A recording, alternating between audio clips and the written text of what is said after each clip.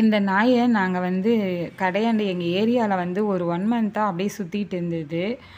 ஹிந்திக்காரனுங்கலாம் stay பண்ணியிருப்பாங்க. அவங்க கூட வந்து போக அவனுங்க தான் அத பார்க்காம விட்டுட்டாங்கன்னு நெனச்சோம். ஆனா அவங்களதும் இல்லன்னு சொல்ட்டாங்க. எங்க ஹஸ்பண்ட் வந்து ரைஸ் கடை வச்சிருக்காரு. அந்த இடத்துல கொஞ்சம் வீட்டுக்கு கிட்ட தான். அந்த ரைஸ் கடையாண்ட தான் எப்பவுமே வெயிட் பண்ணி நின்னுட்டே இருக்கும் அது.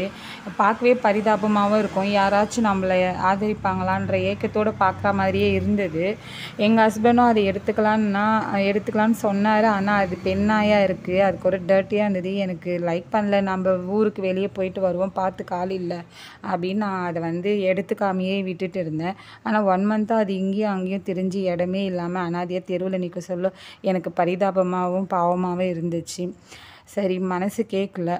அதனால நான் வந்து சரி நம்ம அத எடுத்துக்கலாம், வளர்த்துக்கலாம் அப்படின்னு சொல்லிட்டு நம்ம எடுக்க ஆரம்பிச்சேன். சரி நம்ம வேணும் எடுத்துக்கலாம். அதோட ஹஸ்பண்ட் ஆசைப்பட்டாரு அப்படின்றதுக்காக சரி எடுத்துக்கலாம். பெண் நாயா இருந்தாலும் குட்டி போட்டா பார்த்துக்கலாம் பாவம் அப்படின்னு சொல்லிட்டு தான் அத நாங்க வந்து எடுத்தோம். எடுத்தா நம்ம க்ளீனா பார்த்துக்கணும் இல்லையா? அதனால முடியெல்லாம் அதுக்கு கட் பண்ணி அழகா க்ளீன் பண்ணி குளிப்பாட்டி வீட்டுக்குள்ளே கொண்டு வந்துட்டோம் ஃப்ரெண்ட்ஸ். அதோடு அது நல்லா டேக் வாங்கி மணி வச்ச டேகு, அதுக்கப்புறம் செயின் இதெல்லாம் போட்டுட்டு அழகாக அதுக்கு பால் சாதம், தயிர் சாதம், நான்வெஜ் அப்படின்னு சொல்லிட்டு போட்டு நல்லபடியாக பார்த்துட்டு இருந்தோம். இதில் என்ன ஒரு ட்விஸ்ட்டுன்னு பார்த்தீங்கன்னா, நம்ம வீட்டுக்கு 1 வீக் அப்புறம் தான் தெரியுது அது ப்ரெக்னெண்ட்டாக இருக்குது அப்படின்னு சொல்லிட்டு. ப்ரெக்னெண்ட்டாக இருக்கே அதுக்கப்புறம் என்ன பண்ண முடியும் நம்ம? அதனால் ப்ரெக்னெண்ட்டாக இருந்தாலும் அதுக்கு சரி ரொம்ப பாசமாக பரிவாக பார்த்துக்கணுன்னு அதை நல்லபடியாக பார்த்துட்டு வந்துட்டு இருக்கேன்.